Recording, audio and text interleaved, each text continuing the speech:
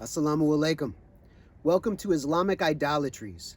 In today's episode, we're going to discuss industrial halal meat. So, we're going to focus on the industrially raised and slaughtered animals that we are taking in as nutrition as an ummah.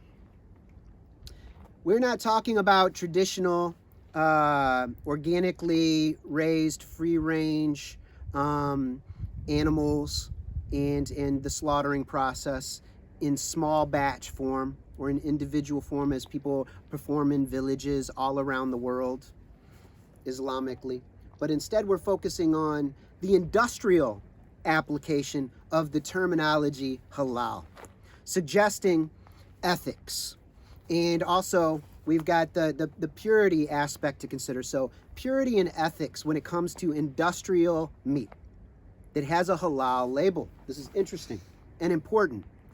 The reason it's important is because the times that we're in, we need to be as pure physically and energetically as possible. We need to be as ethical and as pure as possible because we are facing the deceiver, the deceptor, and he is going to exploit any weaknesses within the ummah, within the individual Muslimin and the collective. So we need to be as upright, as moral and ethical and pure as possible in every aspect of life, holistically. So let's talk about this.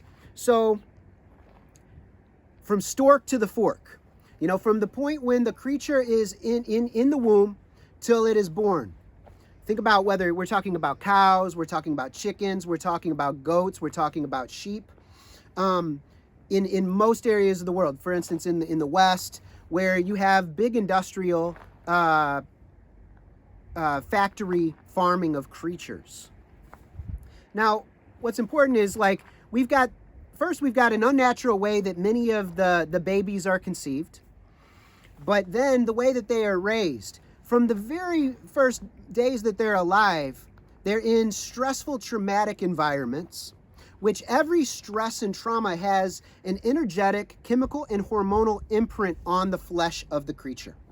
Because they're not being raised in beautiful, rolling, grassy fields with sunshine and a creek to drink from and a nice pond to bathe in. Usually these are industrial operations. So they're drinking tap water. They're drinking municipal water supplies that are pumped with fluoride, chlorine, various chemicals. It's not like it's mountain fresh spring water, or streams. Also, they are not eating a natural diet. They're not eating grasses and herbs and healing medicines, the natural foods that they would be ingesting typically.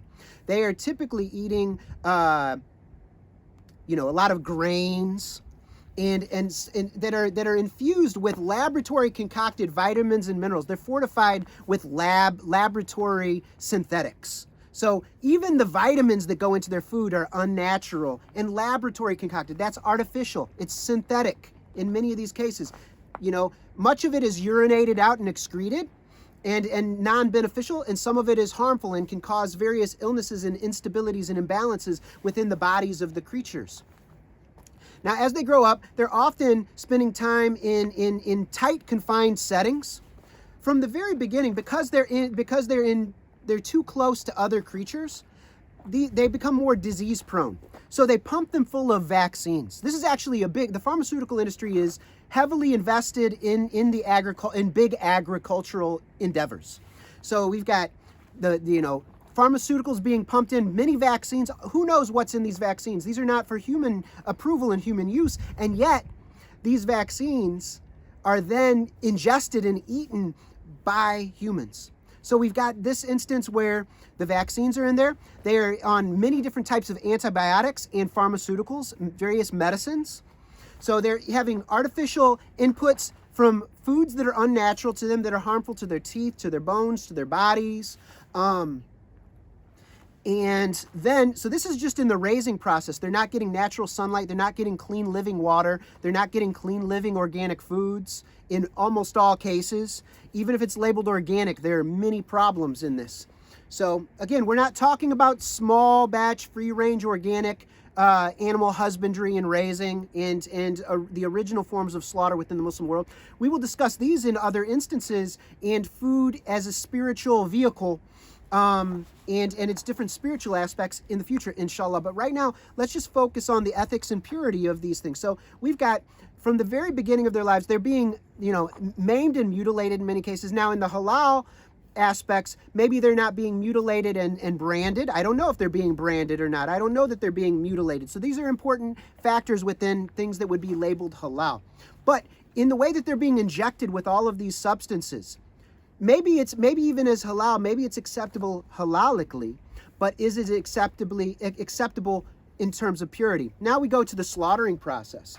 The way that these animals are transported is they typically want to bulk up the creatures as much as possible before slaughter. So they go to feedlots, and now they're eating even more of these grains and these in the past there have been many instances where they've been caught putting like animal byproducts into the grains of herbivores. And that's where we got the mad cow disease, outbreaks years back, which might have also been some experiments they were doing. But anyway, they're putting unnatural things. I forgot to mention the steroids to bulk them up. So they're getting steroids to bulk them up, which then our children, and we are eating steroids. And a lot of these steroids, these are things that are not, even you wouldn't even be able to, they're not like high quality drugs, that are put into the foods, or high quality steroids. It's not like even what the bodybuilders would be getting. And we know that the bodybuilders who are utilizing steroids have all kinds of problems with their tempers, with cognitive abilities, physical issues, cardio issues over the long run. So we're seeing that this is impacting our children. They're coming into puberty earlier. We're having unnatural sizes, maybe fertility issues in the long run. I don't know all the scientific aspects, but I'm telling you that this is really problematic on ethical levels. Now, let's go to the point. So they're at the feedlot, and which are very dirty environments. They're filthy environments. Go and look these things up on YouTube, online. The feedlots, it's disgusting and horrific, and they're very stressful, anxiety-ridden places. And in many cases, to move them from one place to another, they're shocking them with electrodes. Maybe that's not allowed within the Islamic context. Maybe they're just hitting them with sticks, or maybe they are using the electrodes and they're shocking them electrically. So this is highly, cattle prods. So this is high because it's stress and anxiety. Then that imprints the creature chemically and hormonally, energetically. Now we've got the transportation to the slaughtering house. So they're usually transported on big rigs, 18-wheel rigs, 18-wheel vehicles, on train cars. They're moving through weather extremes, through intensively hot and intensively cold times. So it's stressing their bodies. They're tightly confined and constricted and cramped, which creates more stress. They're on top of each other. They're stressed out. They're not eating right during the transportation. Then they get in, and so it's high stress. They're going to the bathroom all over each other.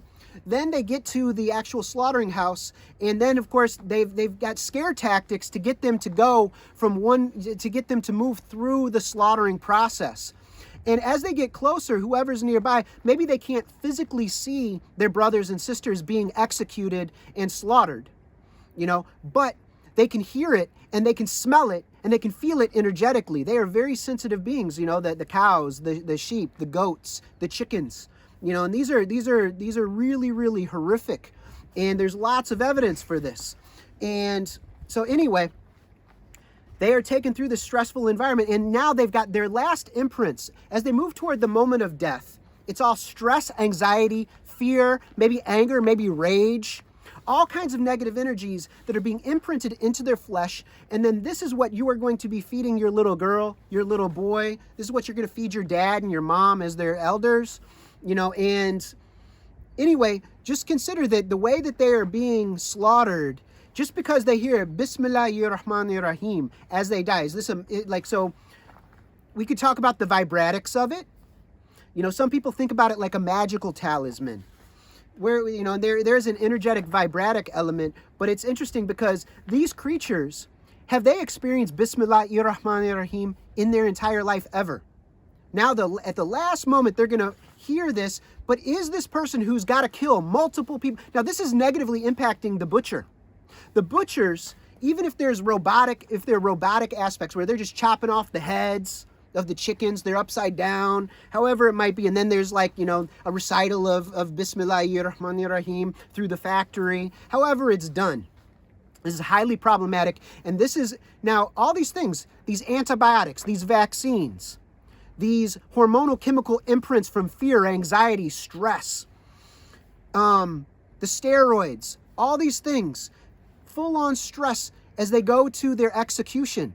So that we can have a cute little convenient package of meat to put up in our biryani, in our kebabs, on our plate with rice or with bread or whatever it might be. We have to consider, is this really halal?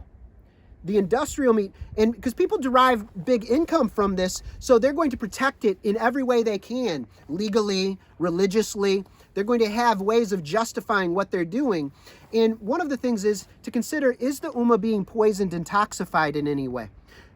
Would outsiders use our religion against us? And the other thing is, nowadays, the ummah, like the Western Christian world, is addicted to meat. Like, this is a major, major issue. And many of us are eating meat, breakfast, lunch, dinner, and snacks. We're also having animal products within our supplements, within our body products, all the way around. And so these are highly problematic in terms of ethics and purity. So please consider what you are feeding yourselves and your family. We need to be eating as organically and as purely as possible, as ethically as possible. Because ethically derived foods have an energetic impact, and we need to be as spiritually pure as possible. So we need to take a holistic approach to thinking about all of the inputs that we take in and the outputs that we share out to the world. So this is just a little something to think with. And please consider what's on our plate tonight. All right? So until next time, Assalamu alaikum wa rahmatullahi wa barakatuhu.